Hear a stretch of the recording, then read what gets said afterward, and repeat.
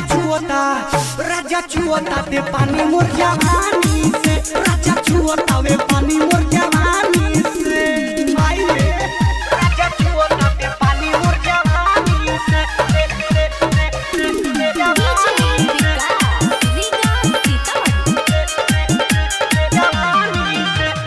नलसा recording studio Gopalganj.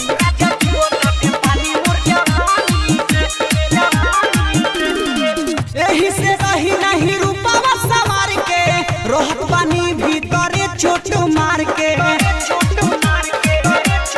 हाँ हाँ एही से रही नहीं रूपावा सवार के, रोहत पानी भीतरे चोट मार के। सक होता वे हमरा मारा दानी से, सक होता वे हमरा मारा दानी से। राजा छुअता ते पानी मोर जवानी से, राजा छुअता वे पानी मोर जवानी से।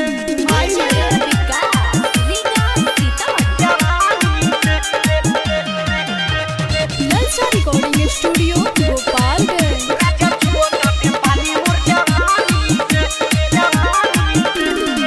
खोल के केतना बताई हम बेसी, असर न करे कबू पिया परदेसी।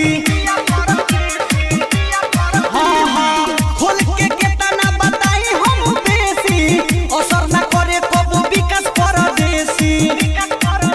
आलम कबले पोछी मच्छरदानी से, आलम कबले पोछी मच्छरदानी से। राजा छुअता ते पानी मोर जवानी से, राजा छुअता वे पानी मोर जवानी।